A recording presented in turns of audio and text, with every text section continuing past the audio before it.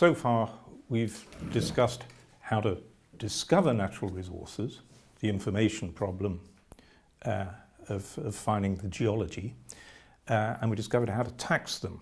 The other information problem of asymmetry of information between the companies that are taking the stuff out of the ground and the government that's trying to get the rents transferred from the company to the government.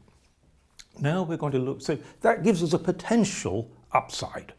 We've got valuable natural resources and we're taxing them. That's the potential upside. And now let's have a look at some of the potential downsides. One is that to get those resources out of the ground, we're going to have to dig them up, and that is going to cause damage to some local environment. And the local people, that's a cost to them.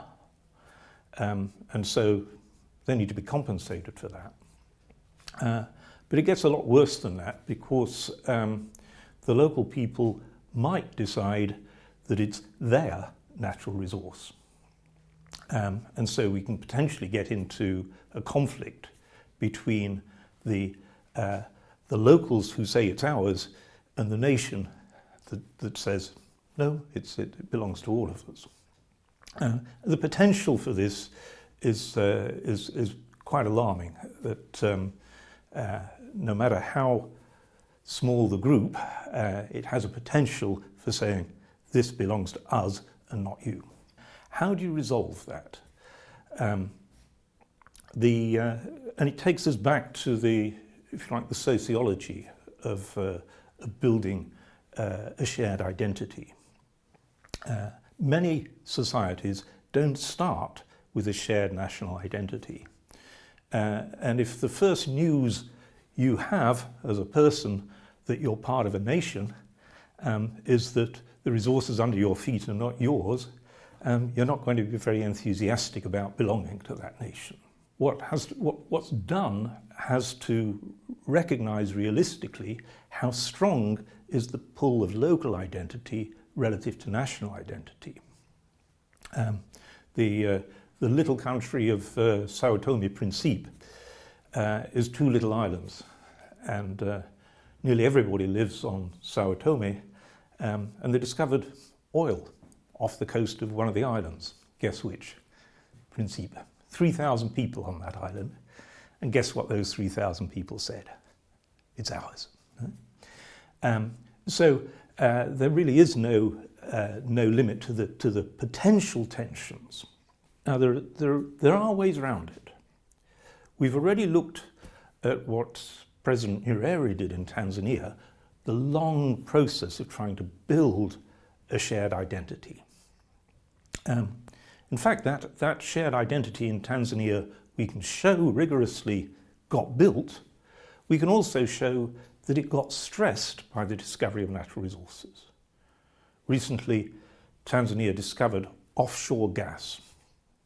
I remember discussing with the government at the time, do you need to worry about the idea that this is the nation's gas? And they said, it's no problem. President Nyerere did what I work for, as he built a shared identity, and what's more, the gas is not even in the country, it's in the sea. So it's obvious that it's national. Well, within 4 months of that, there were riots with 4 people killed in those riots in the region off whose coast the gas was discovered, with the slogan, it's Mtwara's gas. Tanzania is a very peaceful place, so to have riots with people dead, this was big stuff. Nevertheless, what President Nyerere did was pretty successful in building a shared identity. I think most Tanzanians recognize gas belongs to everybody. The finest example of doing this was Seretse Khama, who was the first president of Botswana. Decided, right, it's time to look for diamonds.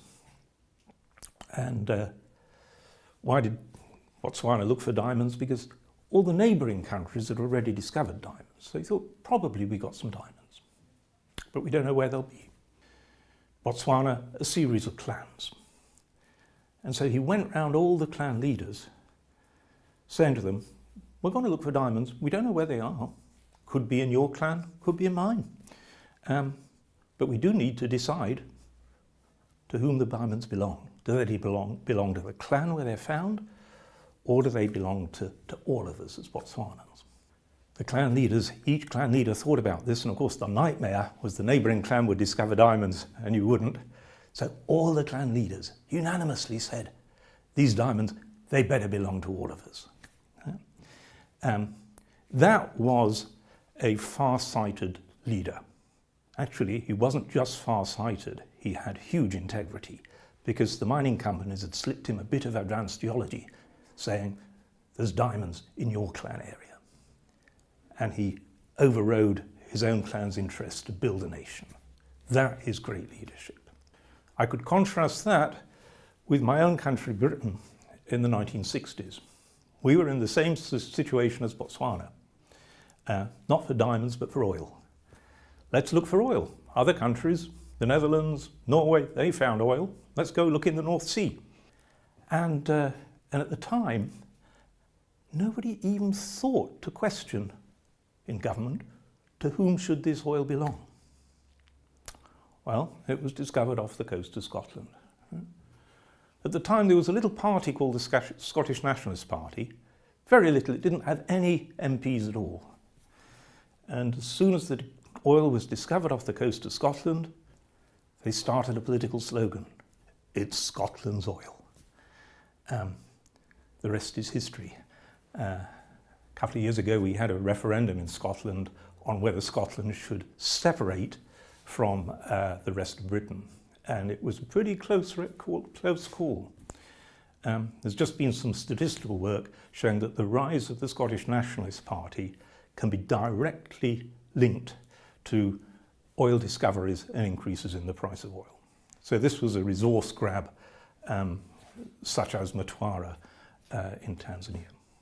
So Botswana led the way in how to resolve that.